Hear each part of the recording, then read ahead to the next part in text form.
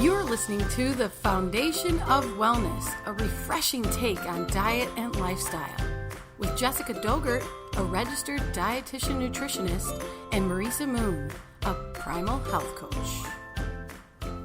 You guys, my name is Jessica, and I'm a registered dietitian nutritionist, and you can learn all about me on my website at jessicadogert.com. Hey, what's up? This is Marisa Moon. I'm a certified primal health coach. I'm the recipe blogger from mylongevitykitchen.com, and you can learn more about me at marisamoon.com. So this is episode number 34, and we're talking all about stress and anxiety. We actually did an episode on reducing stress, just episode number 2, but we knew it was time that we needed to take a deeper dive and really ask the experts. Take a moment to think about how often you start sentences with, I'm stressed about, or I'm anxious about. I'm pretty sure I've already used the former phrase at least 3 times today.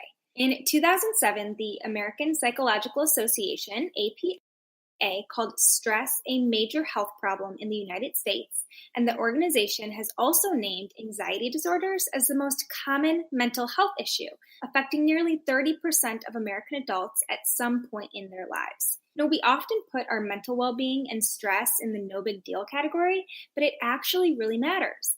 It impacts your life in so many negative ways that are immediately apparent, like trouble sleeping, headaches, lack of socialization, loss of appetite, feelings of fatigue. The list could go on and on. Simply put, it prevents you from living your best life. And that's why today's episode, we're welcoming my friend, Monica Yearwood. I've been following her for years, and we just started collaborating about 2 years ago when I asked her to do this live Q&A with me when I presented at the Manby Music Festival in my talk on using essential oils to help you sanitize smarter. Now, Monica Yearwood helps men and women manage stress, eliminate anxiety and poor digestion, and then gain life balance through 2 renowned online programs that she offers to clients all over the world. Monica is also the founder of Hamsa Ayurveda and Yoga in Chicago, where she creates Ayurvedic detoxification programs called Panchakarma. As an herbalist, an Ayurvedic practitioner, and cleanse expert, Monica is able to customize her programs for her clients' unique needs so that they successfully manage stress and reclaim their health. That sounds like good stuff, Monica. It's so great to have you. It's so good to be here, ladies. Thank you so much for inviting me. Monica, we are so excited that you are here. So let's dive right in and talk about all things stress. Sure. Well, stress is a natural part of life. It's something we cannot always avoid. Like, we can't always avoid complicated relationships, illness, or accidents. Or sometimes we just want to accomplish something really big, like going back to school, starting a business, having children, going after a job promotion. And often stress is a part of all of that. However, while stress is often unavoidable, we can control how we see it and how we respond to it. We can consciously manage our stress in a way that does not make us sick. And that is the part of the things that is unfortunately missing in most of the modernized world, and especially in America, where 49% of women and 40% of men report feeling severe stress on a daily basis. And 70 to 95% of the reasons why appointments with doctors are scheduled are because of stress-related illness. Wow, that's probably a shocking number to most people who are listening right now. I mean, did you ever think that more than 70% of your doctor's visits are triggered by stress? I know. People often minimize the stress that they feel, or they just don't take it seriously enough to do something about it. And oftentimes people don't really know that stress, they associate it with, emotional or mental feelings, but they don't really understand that stress can manifest as physical imbalances in the body. So I had a client a few years ago, and the reason why she came to see me is because of something, and it's a long, complicated name, but it's called delayed gastric bypass emptying, which basically means that you struggle to digest your food. Your food stays in your stomach, instead of moving into the small intestine. And it's very painful. It causes really intense stomach cramps, drooling, nausea, throwing up your food that you ate 24 hours beforehand. So like your food is just literally not moving from your stomach. And her doctors were suggesting surgery when she came to see me. And the first time that we spoke to each other, what was actually really interesting is she told me that her husband had an affair, and it was very traumatic the way that she found out, of course. And so the way that she spoke about the affair, she was using digestion metaphors. So she was like, I really feel like I bit off more than I could chew. I just can't stomach it. It was so obvious, these digestion metaphors, that I pointed it out to her. And through some deeper discovery work, we basically just figured out that the stomach issue started the next day after she found out about the affair. So it was obviously very emotionally driven, and how it manifested in her body. So I just told her she should write a letter to her husband expressing all the feelings that she had, because she felt like she didn't express her anger to him. And she came back and she saw me and said, Monica, it was like the most cathartic experience. I cried. I felt so angry while I was writing it. I felt like I got to say all these things that I never got to say to him. And honestly, the moment after she finished writing the letter, her stomach issue completely stopped, never to come back again. Yeah. Oh my gosh, that is amazing. You just only hope that fixing the emotional stressor would help her, but in fact, she ended up almost reversing the entire issue. It's just incredible, really.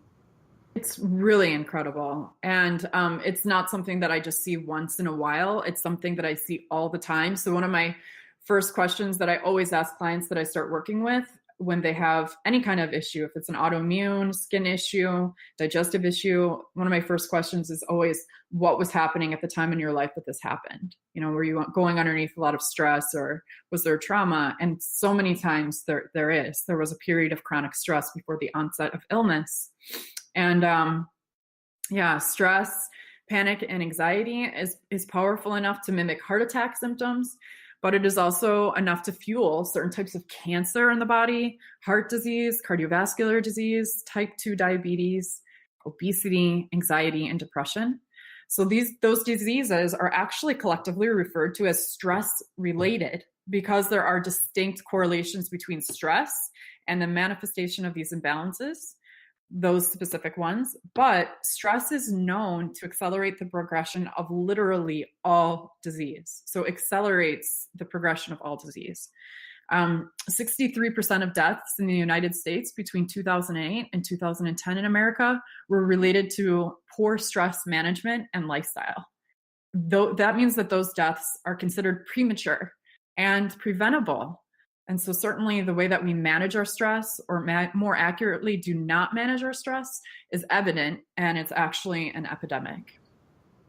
Oh, absolutely. I mean, what comes to mind when you share those statistics is that a lot has even changed since 2008 and 2010. Now, our stress is at a whole different level because of digital stress. I mean, we can be reached at any time. We're glued to our devices. That's stressful, right? Right. Teaching men and women how to manage their stress is actually the focal point of my work today. And so I offer online programs where I work with people all over the world, teaching them how to manage their stress and develop really powerful self-care practices and programs.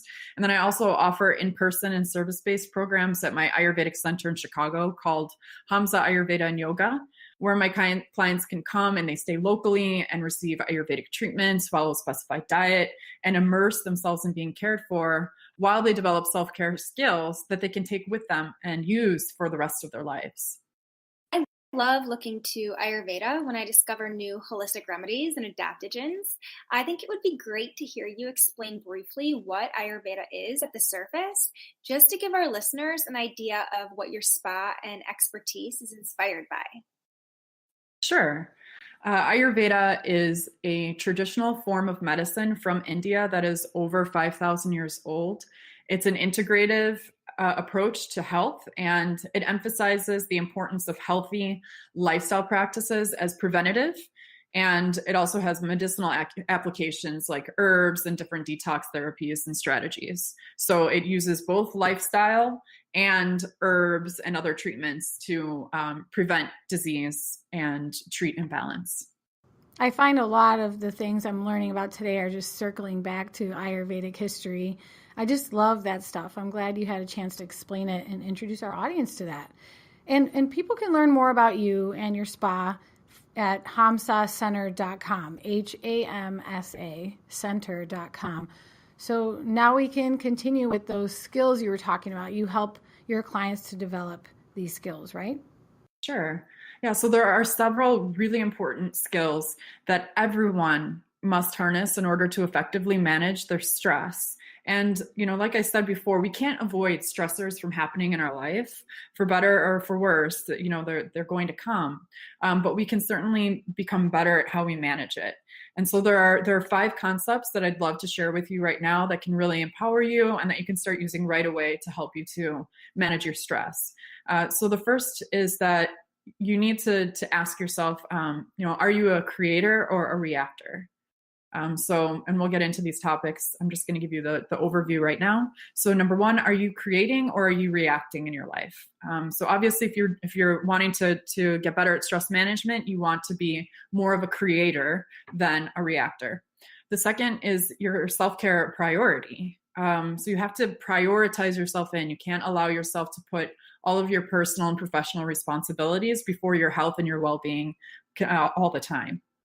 Also, to explore your unconscious beliefs. So sometimes we're driven by negative beliefs that keep us trapped in bad habits and bad behavior. So you have to become conscious of those things.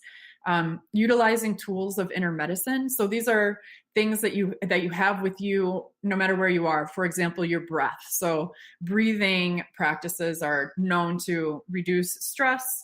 And that's something that you take with you wherever you go. You always have access to your breathing. And the last one is to work with a coach or a mentor, which just can really drastically help you to accelerate your learning curve, working with somebody that knows what they're doing, that's done this before, so that you're not out there finagling with trying to band-aid a solution together and then getting caught up in, distraction and forgetting about your self-care again. So working with somebody that can keep you accountable is really important. So let's dissect this a little bit now. So the first thing is to realize that you are a creator. And this is so powerful. Oftentimes with stress management, it's just a little bit of tweaking and becoming aware of what our patterns and behaviors are. And you can get free of the bad stuff and welcome in the good stuff just through your own awareness. So realizing that you are a creator. So when you're under stress, the dangerous part about it is that we can easily be swept up in a tidal wave of what is happening. We feel that the stressor is something happening to us. And this isn't to say that there aren't terrible things that do happen to us and to people that we love and care about, or that we are never a victim. Some of my clients are abuse survivors, have relocated from war-torn countries, have been victims of things that should never happen to human beings at all. But there is something known in the psychology field today, and that is referred to as resiliency. And resiliency is a psychological characteristic that was once believed to be something that we were born with, but now we understand that it is something that we can actually cultivate through our lifestyle behaviors. So resiliency is the ability to thrive after loss, and not in spite of it, but because of it. It's amazing. So people who have more psychological resiliency tend to have a unique way of interpreting even the most horrific life experiences that they've gone into. They actually often interpret them positively in some way. So one article I read about a veteran who had psychological resiliency said that being a captive of war made him a better father, made him a better friend, and made him deeply appreciate life, the color of the sky, etc. So you too can decide how you're going to interpret the events in your life, and that conscious intention makes you a creator rather than a reactor. Oh, I love what you just said there. That conscious intention makes you a creator rather than a reactor. There's so much to learn there. And your example reminds me of this movie I saw called Unbroken. It's based on a true story of a war veteran. Maybe it's the same story from the article you read. It's so easy to be in a negative mindset. Like, why is this happening? happening to me? Why did I get laid off from my job? Why did someone important to me have to pass away at such a young age? But we really need to flip that switch in our heads to something positive, something like, what can I learn here? Right. Your ability to create goes even beyond the psychological, however. It includes the health of your physical body. So every single thought that you think has a chemical reaction. A fearful, angry, hostile thought produces an entirely different chemical reaction in your body than a peaceful or calm thought. Fearful thoughts produce stress hormones, just for example, which in short doses is protective, but in long doses and chronic doses, it is extremely toxic. Chronic stress is actually a toxin, and I would go so far as to say it's the most harmful toxin that you can ingest. It suppresses your immune system, produces high levels of inflammation. It makes you hold on to fat. If you use your attention every day to focus on the things, people, and events in your life that make you feel happy, appreciative, and grateful, you are intentionally creating chemicals in your body that are immunoprotective, anti-inflammatory, protectant, and can help to buffer the impact of being underneath chronic stress. Wow. Well, before we move on to the next concept you want to explain, I'm wondering if you can give us an example. Like, how would you guide me in this step here if I get distracted and stressed every time my boss says something critical to me? This is something I've been through in the past. As soon as that negative interaction occurs, I'm so distracted and worked up that I can't focus on the rest of my work. I've tried deep breathing or tried to talk to someone else on the phone to get past it. But how do I become the creator there and not the reactor when it's lingering for so long? Yeah, so this is a really good question, and it's simple to explain, but not always easy to do. So one of the things that gets us into trouble is the constant replay of the event in our mind. So it's where you're putting your attention. And so you replay the story, and you may be able to see in other areas where you may have done this in your life or know people, it's like, oh my gosh, I can't believe this happened to me. And then they tell the story, and maybe they told the story to this friend, and they told that story to 5 other friends that same day. And every time they tell that story, every time we do that, we re-experience it. And, we re-victimize ourselves. It's almost like you relive it in a way. So every time you replay the story in your mind, you re-experience it. You produce all the same chemical reaction, and you heighten your experience of stress and anxiety. And there's something that you may have heard about before in neuroscience today, is something called neuroplasticity, which is basically every time you think a thought, you create a neural pathway in your brain. And the more and more you think that same thought, the more neural pathways you create, and it gets easier to think that same type of thought and create that same type of experience and have that same chemical reaction occur in your body over and over again. So that's the feedback loop that you really want to interrupt. It's like, some altercation happens with somebody. When does you're thinking about it and you're regurgitating and reliving and retelling that story, when does it not become helpful anymore? You know what I mean? When do you start to cross that threshold where it's not really going anywhere? It's actually, that's something called rumination. When you replay the same experience over and over in your mind again, and it's not moving toward any type of solution. You're not moving toward a solution. It's actually harming you to do that. So you want to be able to redirect your attention to something else. That would be the first thing, and to focus on what you can do about it constructively. What is going to move you toward being solution based? And then the second thing is that you want to build the muscle of tapping into positive mindset and gratitude. So there's a practice that I teach people how to do, and I can teach you how to do it right now, which is to close your eyes and to literally just think about something that you feel grateful for. So for me, I think about my son's face, and his smile, and he's got like a missing front tooth right now. It's super cute. And it makes me feel this overwhelming sense of gratitude inside of my heart. And that's actually what I do in the morning when I start my day, is I think about things that I'm grateful for. The more that that's creating different plasticity, that's creating different neural pathways in my brain, so that now throughout the day, instead of being in a negative mindset, which is unfortunately the common denominator in many people, is to look towards the negative, look toward what's missing, look towards what's wrong, look toward what's wrong, what's missing, etc. The more that you focus on the positive, the more that you will naturally be going that way. And that place of gratitude and appreciation, helps us to see potentials and possibilities.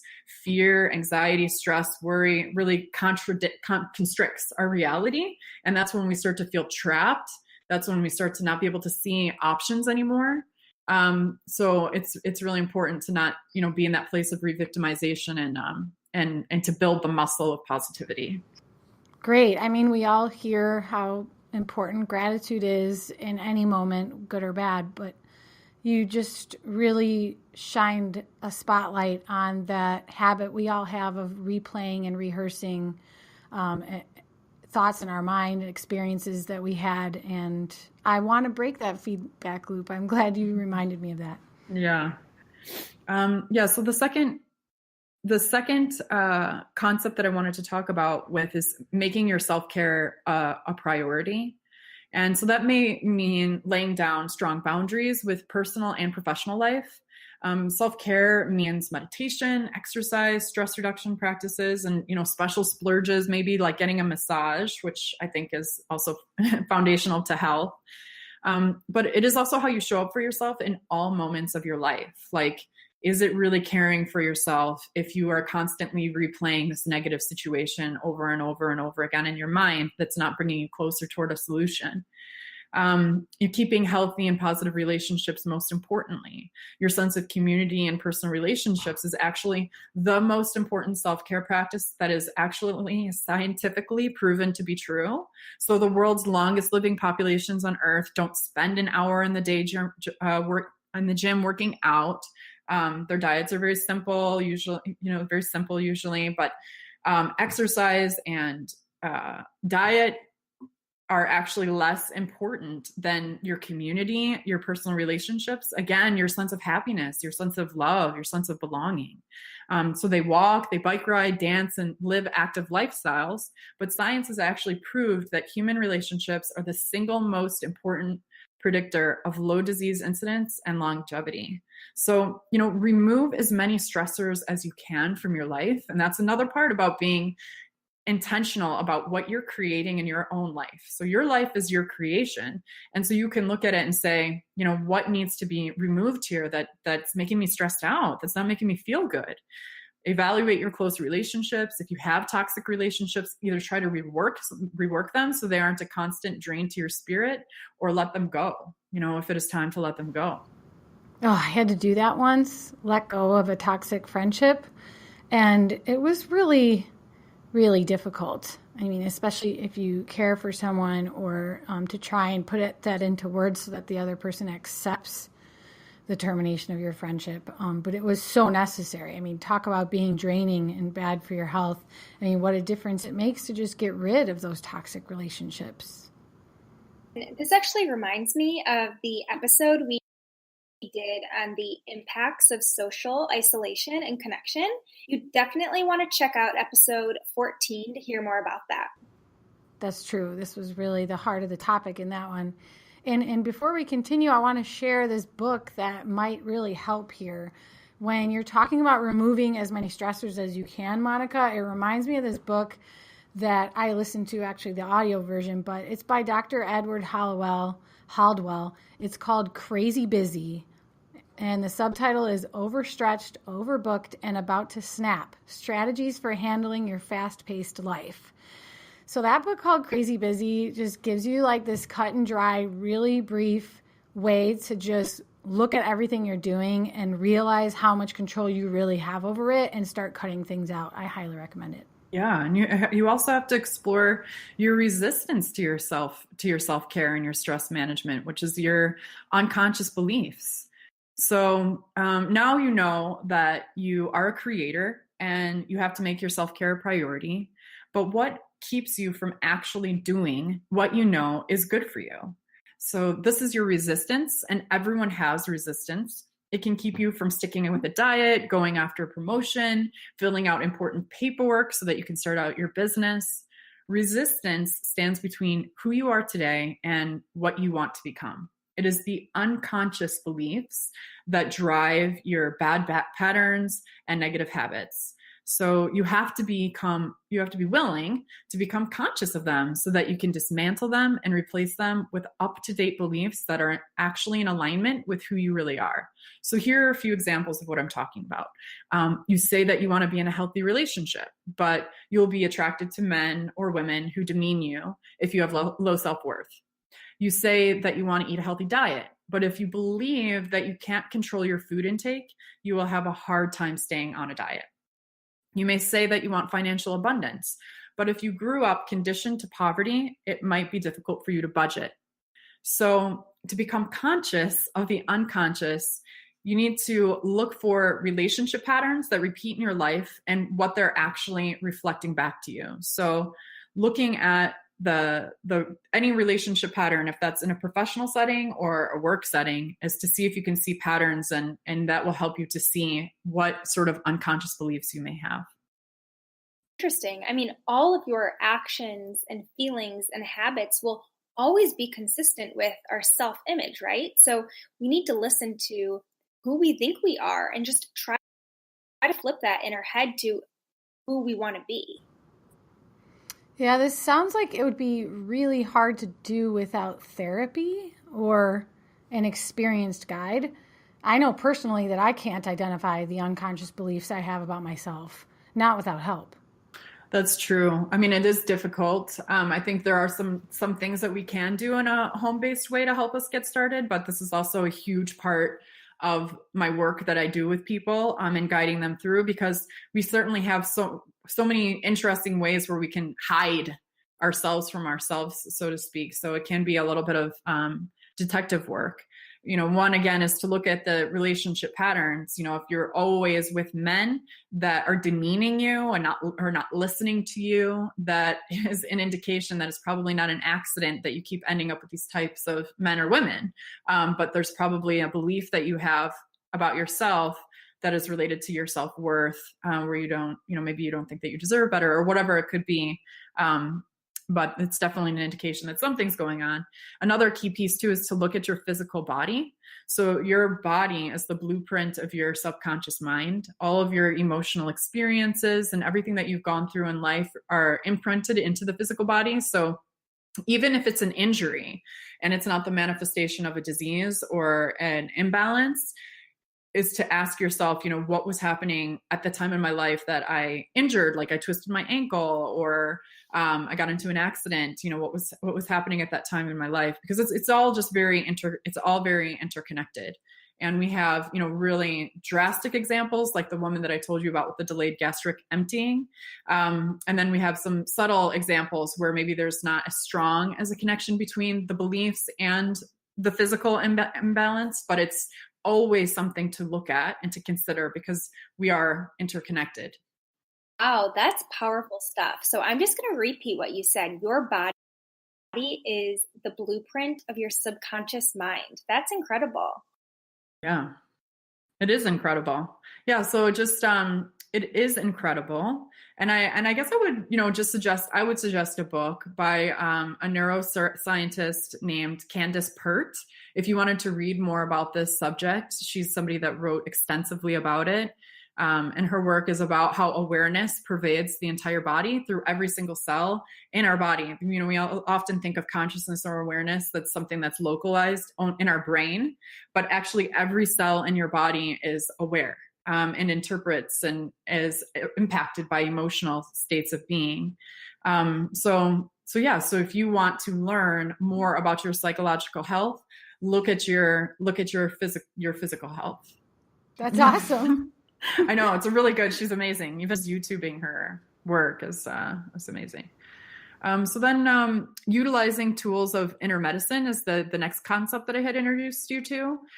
So a lot of times when I'm beginning to work with people, the people that I work with are very busy. They're very busy, they're hurried, and there's often a belief, it's a belief usually, not all the time, that they don't have time to care for themselves.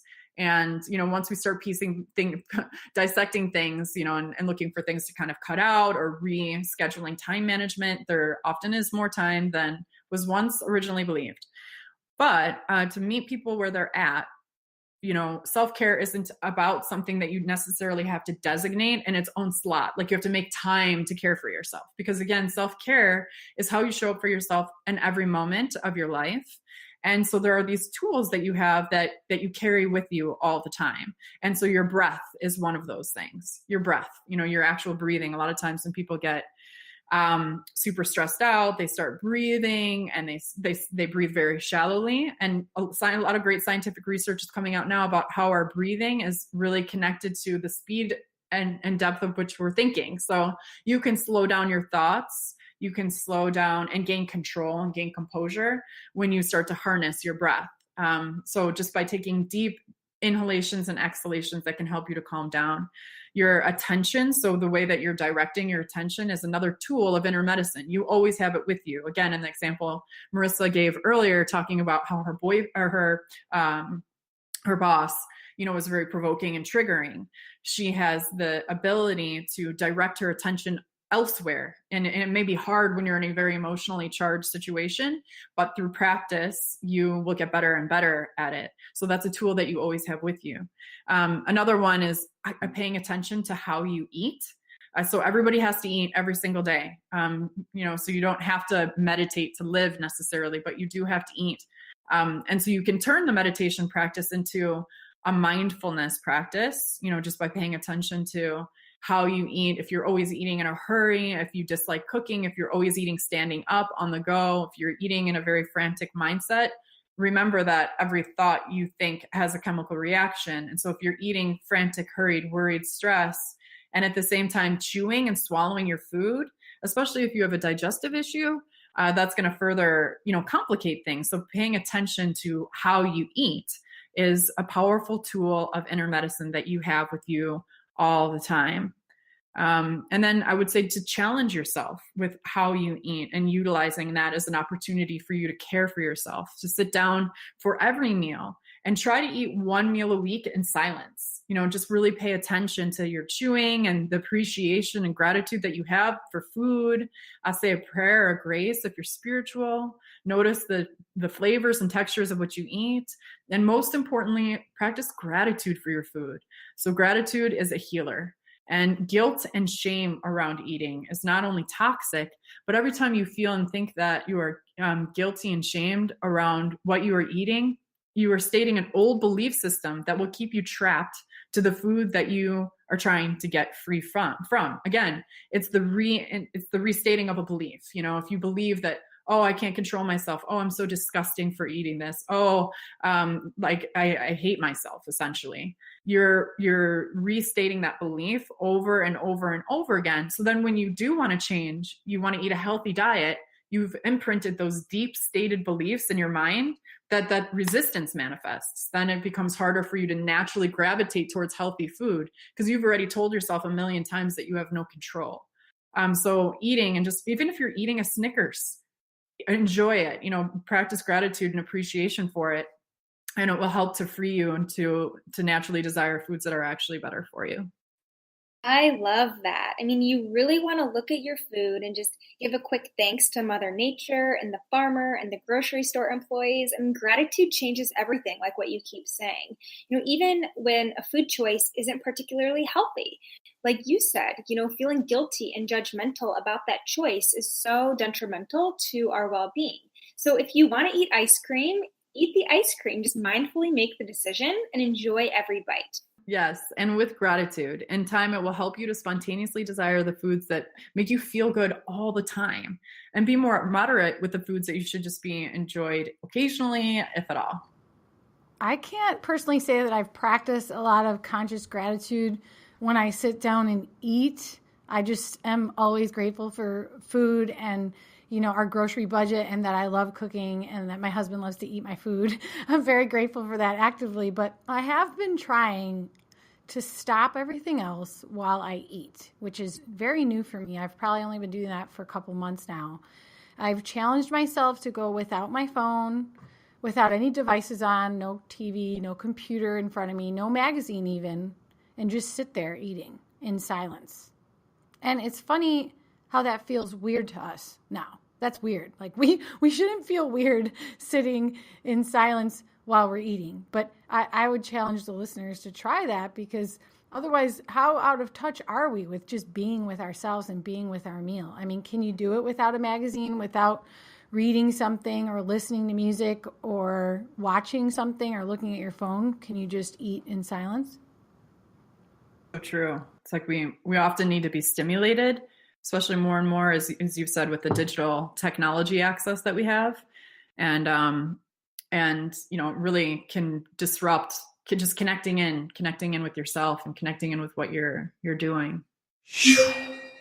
If you are out of balance, stuck, exhausted, and stressed out, if you want to make a big change in your life, but you struggle to break bad habits, if you have a health issue, digestive issue, skin disorder, excess weight, anxiety, depression that gets worse when you are under more stress, then it is time for you to break free from the cycle and prioritize your well-being so that you can make all of your big dreams come true. My name is Monica Yearwood, and I help men and women gain life balance through my online programs that I offer all over the world. I am also the founder of Hamza Ayurveda and Yoga in Chicago, where I customize Ayurvedic detox programs called Panchakarma. If you need help, reach out to me for a free 45-minute consultation where I will explore your stress-related health issue and teach you how self-care can restore your well-being. If you are ready to reclaim your health today, you can find my booking links on monicayearwood.org. That's MonicaYearwood.org. Thank you, and I look forward to speaking with you soon. So I also think that it's really important, and this is the fifth concept that I wanted to introduce you to, which is to work with a mentor and a coach. And, it's extremely difficult to progress with lifestyle changes without accountability. But an experienced coach can also accelerate your progress and cut down your learning curve. All successful people, if they're in business or self-help, understand the value of using a coach or a mentor to guide you through. It enhances accountability. It's like we've done this before, coaches, we've done this before, often many times, and the chances are likely that I or another experienced coach has seen what you are going through. And so we can cut your learning curve and accelerate your progress so that these things can be things of the past, and not ruling your present and your future, but you can actually, get over it and move on, move on with life. I really love how you said all successful people in business understand the importance of a mentor or a coach. Some people who are really high up, they need a coach as well, and you might not think that. So I just love the idea of investing in someone to just really help you become that person that you do desire to be. Okay, so let's recap your 5 concepts. The first one is, are you a creator or are you a reactor? And the second one is your self-care a priority? The third one is to explore your unconscious beliefs.